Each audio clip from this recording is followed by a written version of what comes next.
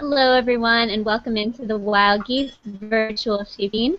The Sibin is where we talk with interesting people in the worldwide Irish community about their diverse interests and talents. Today we'll be discussing the Bogs of Ireland. This fascinating landscape has been a source of energy and mystery for the people who have lived around it for millennia. All your friends will want to join us in the Sibin tonight, so please share the link for this broadcast on social media right now. My name is Kelly O'Rourke, and I'm here in my home in Connemara, surrounded by boglands, actually, here on the west coast of Ireland. And we're really glad that you've joined us. If you're a member of the Wild Geese and you're watching us live, we encourage you to interact with us via the main chat room on thewildgeese.irish. If you're not a member, you will need to sign up for a free profile on the Wild Geese in order to chat with us. You can also tweet at us at the Wild Geese if you have any questions. Our guest in the Sibin today is Bennie Clavin from Ogra Skincare, who will share the unique way that her company uses the Irish bog as a health and beauty resource. Welcome in, Bennie. Thanks, Kelly. We're so glad to have her here with us today. Before we speak with Bennie, I actually have a special treat for you. I had the opportunity to interview one of the most respected archaeologists in Ireland, Dr. Ned Kelly. He's recently retired from his position as the Keeper of Irish Antiquities at the National Museum of Ireland. He's also the foremost expert on Irish bog bodies, and if you've never heard of these, you're in for a treat learning about this. It's very interesting. He was featured on the BBC special, The Body in the Bog, and he's just a fascinating guy to talk to. Earlier this week, I traveled out further into Connemara from my home to interview Dr. Kelly, and we're going to see now his take on the Bogs of Ireland.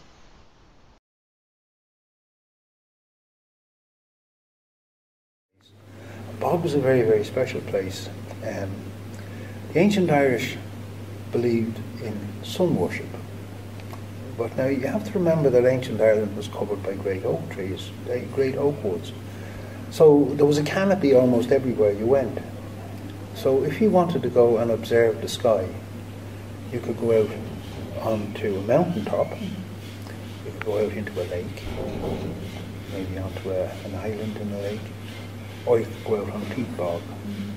And all of those places were places where we know ritual activity took place. Now, the Irish conceived of the bogs as a red landscape. The peat itself was considered to be red. And we have a description of the god Dá Derga, where a king was ritually killed, one of the great stories, Dá Derga's hostel.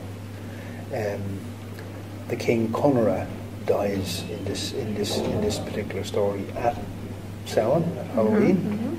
But Dá Derga is described, and he has red cheeks and red eyebrows, and that's the colour of the peat. He has a green cloak, which of course is the vegetation on top of the bog.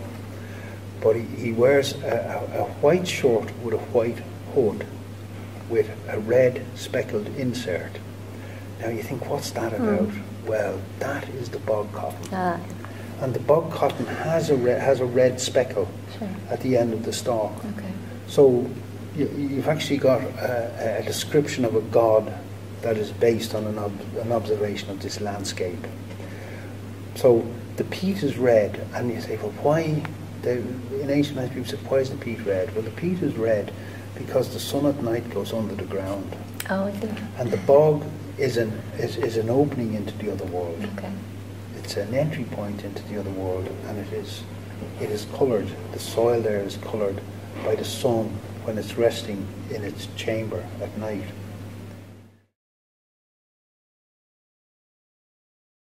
Now, Dr. Kelly, how much can we know about the identity of these people, their lifestyle, just by looking at the bodies themselves? Okay.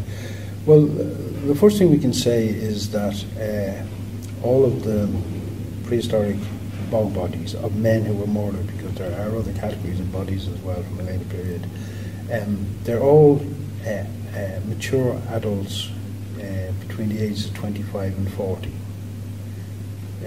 We don't have women and children, so they seem to be a particular group.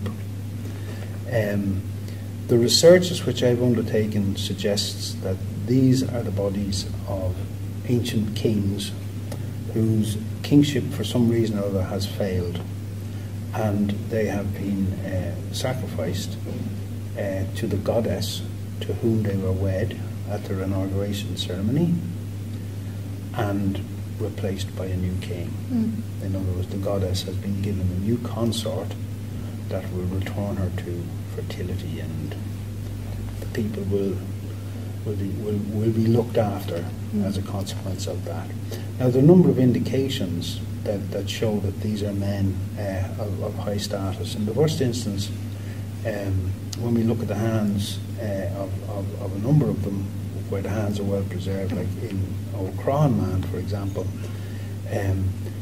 there's absolutely no calluses or marks at all on his hands. This is a man who never engaged in manual work, and his fingernails are beautifully manicured.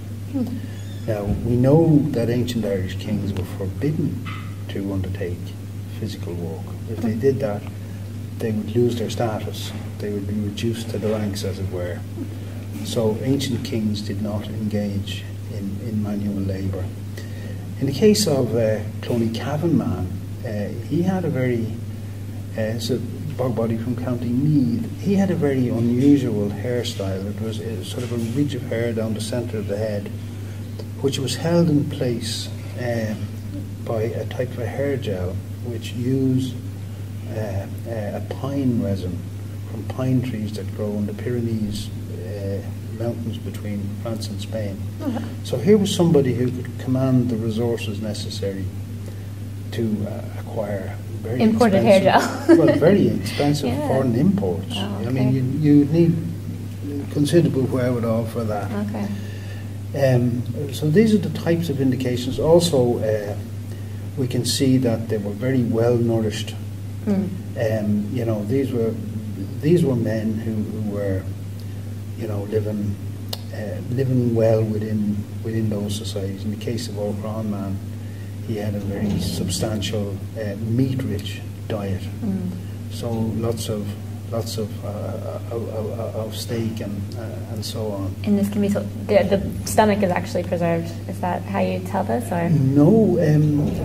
Well, the stomach was preserved in that instance, but that wasn't how we could work out the diet of Old Crossman. We are what we eat. Okay. And different types of food leave different chemical traces, and those chemical traces are left in our hair. Okay. And as our hair grows, it leaves a continuous record of the chemicals present from your diet. So by looking at that, we can tell whether you've got a substantially meat-rich diet or a substantially vegetable-rich diet. So there are a number of indications. But in the case of Old Crossman as well, his stomach contents were present. And unlike his normal diet of meat, he got a final meal of cereals and buttermilk. Now that's quite significant in terms of a ritual meal, because all of the accounts relating to Irish kingship and the duty of kings tells us that the king must, through his marriage with the goddess, who is the land itself, he must ensure an abundance of corn and milk for the people. So when we see this ritual meal, we can assume that perhaps something has gone wrong, maybe the crops have failed and so on. This king is being fed the very things that he is to take into the other world with him to seek the generosity of the goddess in return for the sacrifice of her spouse.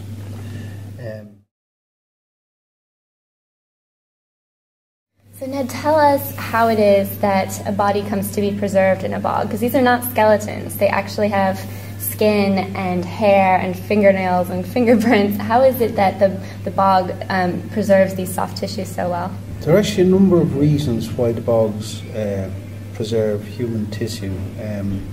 First of all, the bogs contain tannic acid. And tannic acid is what's used to tan hides to make leather. So it's this naturally occurring tannic acid which converts the skin into leather. There are also the sphagnum moss, which is one of the main constituents of the Irish raised bogs in particular, has an antibacterial quality to it. In fact, it was used as bandages, as wound dressing during the First World War. Okay.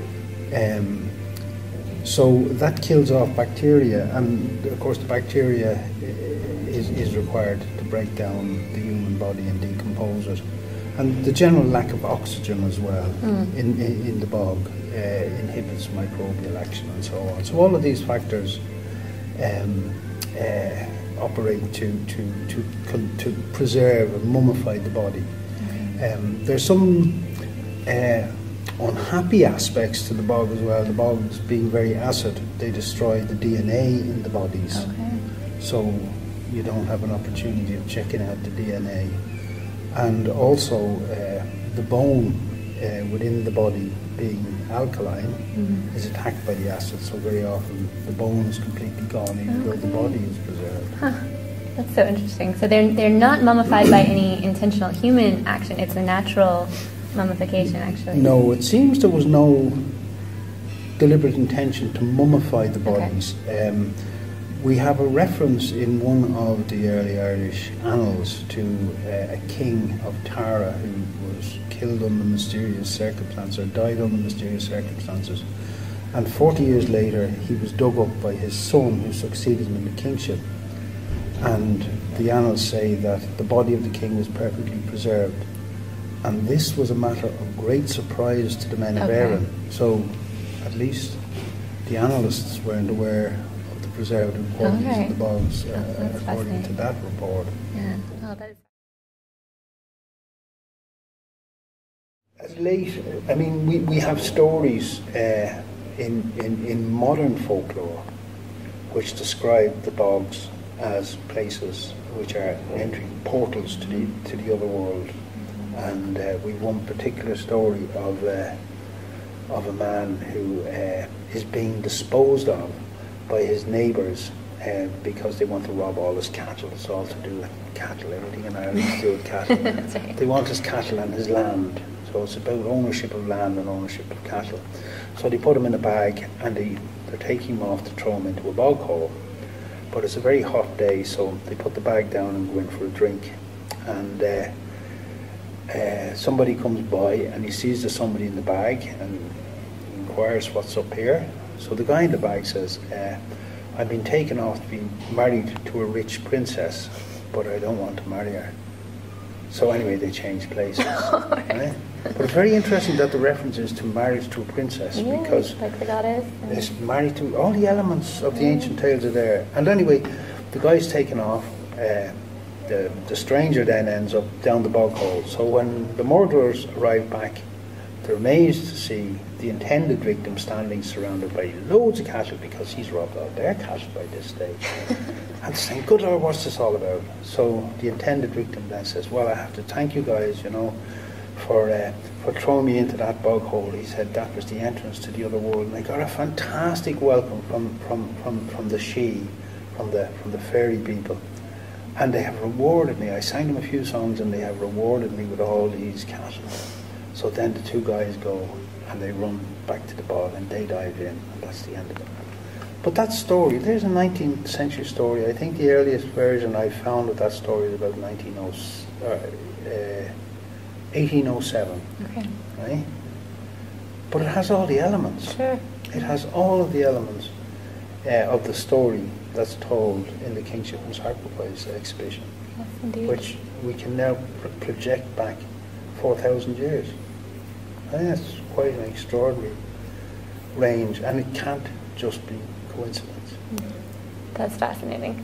I've learned so very much. I had read a lot of your work already and watched some video, but I've learned so much more even today. So I really, really appreciate this opportunity, and thank you so much for sharing all of your knowledge with us, Dr. Kelly. You're very welcome.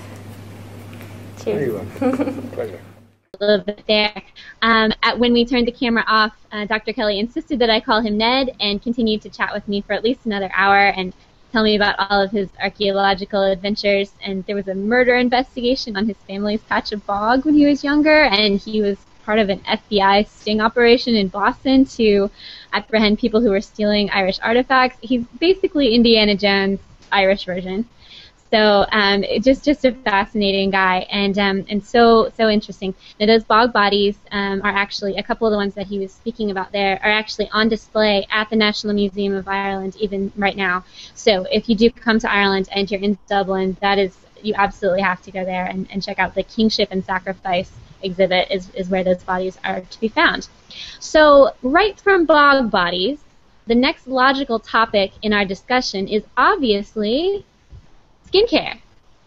Well, you might not have expected that, but here to connect the dots for us is Bennie Clavin from Ogra Skincare. Welcome, Bennie. Thanks, Kelly. Thanks very much for the opportunity to talk, to give you a little bit of background on our company. Sure. Can you begin by telling us how early Irish people used the bogs to improve their health? Yeah, actually, I had a little bit of difficulty hearing that. Okay, but bits that I did glean from is very much in keeping with our Celtic heritage, which is what we have brought into our spa offering. So essentially, just to give you a little bit of background, I suppose, on us and why we have gone that particular route. Ogra Skincare manufactures and designs pink as the integral ingredient in its range, and we have elected to go the spa channel route with it. And a couple of years ago, I was in Dubai on a trip, and I went on 2 spa tours, and I was advised to actually have a spa, to have a theme that goes with our product offering. And different themes that are out there is like Mediterranean and Asian and Arabic and so on. And they conjure up images like of, glamorous, spices and ladies, etc. And it didn't really quite fit with what we have, which is nature and the bog. So I had the lucky opportunity to actually meet with a Celtic philosopher. And when she started talking, I knew that I had the theme that works well with our products. And she explained the whole ethos, the Celtic ethos. And, far from, some of us might have images of the Celts as being kind of somewhat barbaric because they always seem to be, in fighting and so on and so forth. But they were actually a race that were well ahead of their time. And they used the peat, or at least folklore has it anyway, that they used their peat in a myriad of different ways for healing purposes. And there's one particular point, and that ritual and tradition has carried all the way through to present day terms, So it has spanned many millennia. But there's one particular really interesting fact about it, that when some of these Celtic warriors were in single combat during the day, at the end of a day's fighting, they would retire to the bogs themselves and share with each other their healing remedies, even though they were enemies during the day and fighting. But they used to share with each other their healing remedies at the end of a day's battle. And that sharing concept, there's a Gaelic word that is attached to it. Now, the Gaelic word, it's gone out of my head at the minute, but it forms part of the crest of the Medical Corps division of the Irish Army today. So it has come through many, many millennia all the way through to today. And there's loads of examples of that, that kind of, the ritual that they had for healing. There's things called sweat houses, and which were essentially moles, big moles in the ground, where they used to coat themselves in peat and climb into these moles. And in some cases they were sick and they used to sweat it out, and in other cases it was a time for them to reflect and contemplate on the year gone past and what they've achieved, and make plans for the year ahead. And it's that kind of philosophy and ethos and traditions and rituals that we pulled in to our spa offering that is part and parcel of our products. So for example, the sweat house effect, like in present day terms, it would be like a sauna like effect, and where again we would have a client like that be coated head to toe in peat, and they're going to a sauna like effect, and but the same kind of ritual like of taking time out to rest, to heal. And the Celts were really big believers in that. So they were, in many respects, they were a race ahead of their time, and women back then were hugely empowered ladies. And it's actually only when I think the Roman invasion came and did away with the whole Celtic kind of druidy pagan religion that women actually lost, or their power was diluted. So, and there's many Celtic goddesses like that have a huge historical significance, in Ireland, and it's all again connected with this nature, which is what they believed in, and the whole interconnectedness of all of the energies in everything living, and. Okay, I'm rambling on here, but like it's a fascinating subject. But and we essentially we have tried to pull in all, to give a sense of what we are about, what our Celtic heritage is about, like represented by the Céad Míle Fáilte, the crack, the dancing, and that's what we're known for, and we've tried to pull that into our spa offering with our Ogra products. Okay, that's great. Our audience, really appreciates products that are truly Irish, and I think that's coming across with what you're saying.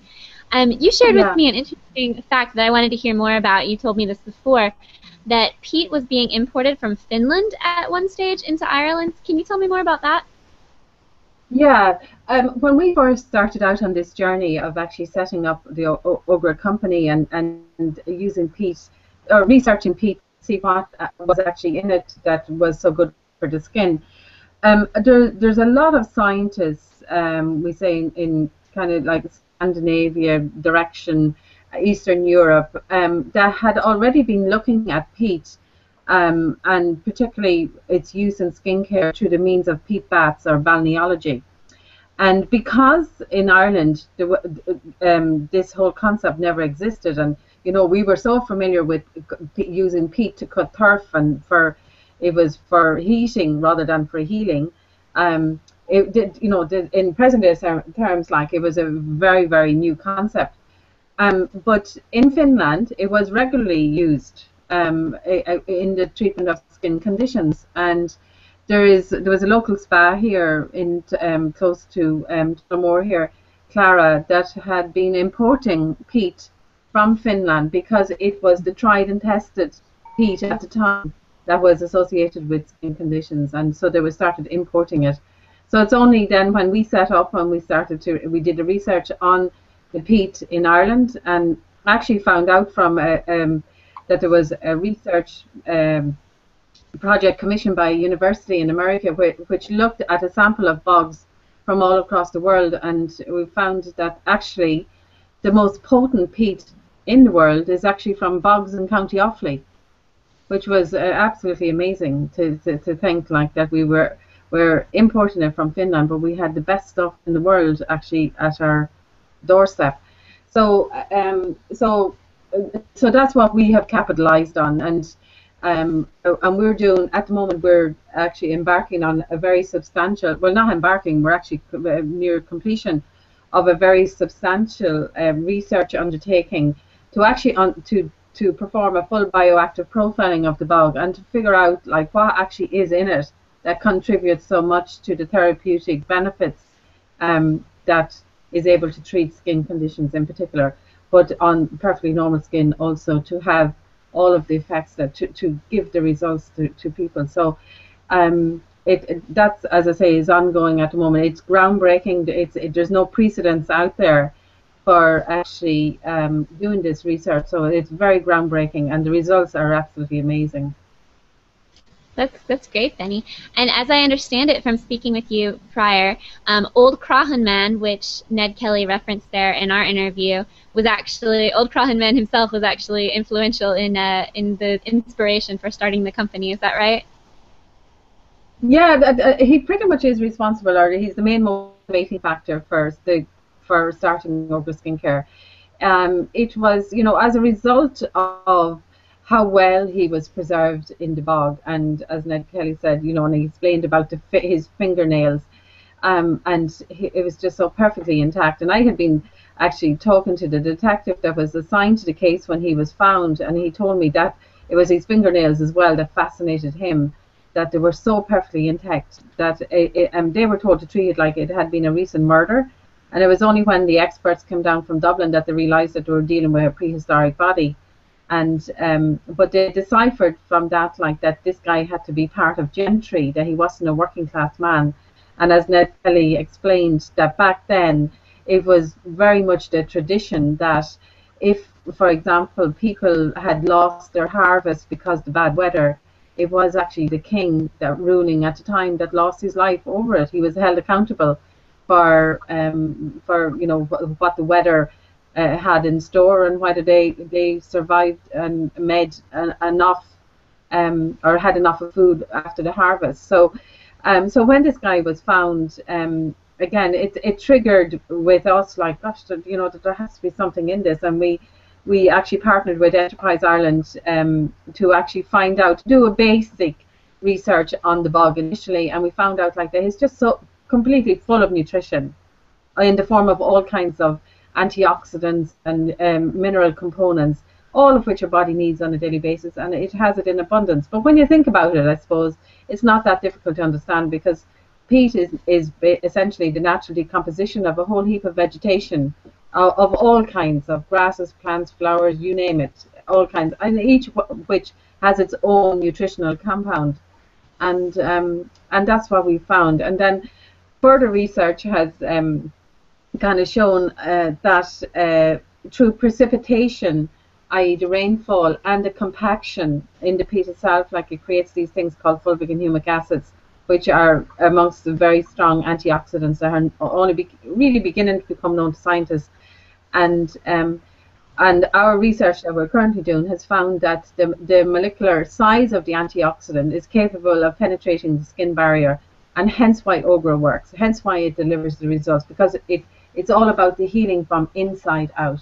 There's an awful lot of creams out there that promote high levels of antioxidants, but it goes nowhere other than topically on your face, because it can't get through the skin barrier. But what they have found, our research partners, LIT in Limerick, have found that the molecular size of the antioxidant in peat is capable of getting through the skin barrier. So we know that we're on to a winner with this particular point. It's not actually fully made public yet, but it's an amazing coup to have found that out. So we're getting a sneak peek special. I'm rambling here. That's okay. Sorry. Can you help us out with the name Ogra? For those of us that don't speak the Irish language, can you help us out with the translation there? Okay, Ogra, it means actually a collection of youth. That's the literary meaning of it. So it's all about youth, and that's the whole ethos of the brand. Is kind of to bring back that natural luminosity that's naturally associated with youthful skin back to a skin that may be starting to mature in age.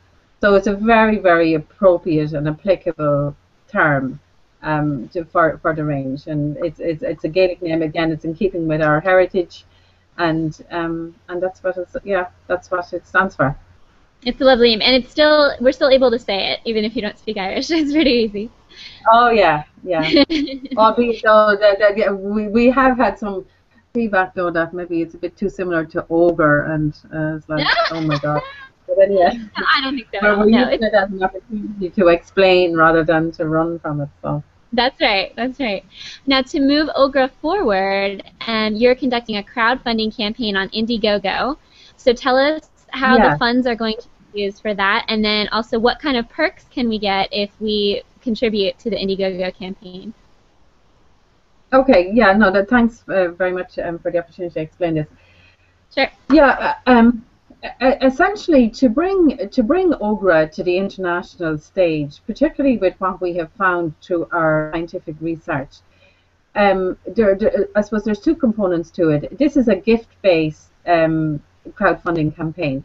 So in return for pledges of various amounts, there are some really unique gifts to be availed of. And so the idea would be then that the money that we managed to raise as part of this exercise would be, first of all, to complete the scientific research, to take it actually to the next level, and secondly, to bring Ogra onto the international stage. And they're primarily the two big reasons. So it would, hopefully involve an international launch, hopefully in New York, so it's maybe later this year. But in the first instance, what we have found, like when we go out looking for partners, to do business with, they invariably ask like for the validation as to how PEEP works, because it's such a unique selling point that for us it's really key to have the scientific research completed, and that's the primary goal, and the secondary goal then is to take Ogra onto the international stage. Great. So you can support us actually by, if you go onto the Indiegogo site and search for Ogra Skincare. So there's a really fabulous video e-magazine book that explains the whole power of peat, and it's really fascinating. Like, it just presents it really well. So obviously we would appreciate all the support that we can get. Excellent. And if we go to Indiegogo and search for Ogra, it'll come up then, and it's O-G-R-A. Yeah. O-G-R-A. Okay. Yeah. Okay, perfect. So go to Indiegogo, everyone, and make a contribution, and you will be receiving in exchange some lovely gifts, some skincare and other nice things that are going to be provided by Ogra. So I'm sure that will be what everybody does right after they finish watching today. And if you can share it with your network of folks, that would be like super. Yeah, exactly. Yeah, pass it on. It doesn't cost anything to share it. So pass it on to others. You never know who might be looking for a very particular Irish product or a skincare product. So pass it on to your friends. That's a great idea. Great. Thanks, Kelly. Sure. Well, everybody, we've just about come to the end of our time here in the Wild Geese Virtual Sibin tonight, and we want to really thank our guests, Dr. Eamonn Kelly, who was here on video, and Bennie Clavin from Ogra Skincare. Thank you so much for coming. Oh, thank you very much for the opportunity. It's been fantastic. Yeah. Great. You can learn all about Irish bogs right now during our special focus on the wildgeese.irish, and there's much more information about Ogra and our other sponsors, so please go and check that out.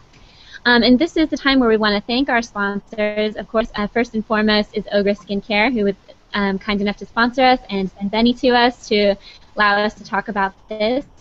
Several of our other sponsors are artists and entrepreneurs who are using the bog as a resource in very creative ways. You've already heard about Ogra. There's also Inishowen Bogwood Sculptures and an artist, Mary McSweeney. And there's also Bog Buddies. If you've never heard of them, you should check them out. Very cute products and great for anybody who's an Irish enthusiast. And lastly, we have the nonprofit Suicide Crisis Center, which is called Pieta House. And their Darkness into Light 5K walk run is coming up on May the 9th in the Bronx. So go and support them. Also, that's a worthy cause. We could not bring this feature to you without the support of these fine Irish companies and organizations, so we really encourage you to support them in return. Remember to support the Indiegogo campaign of Ogra Skincare. Visit Indiegogo and search for Ogra Skincare, or you can email Bennie at bennie@ograskincare.com. That's BENNIE at OGRAskincare.com.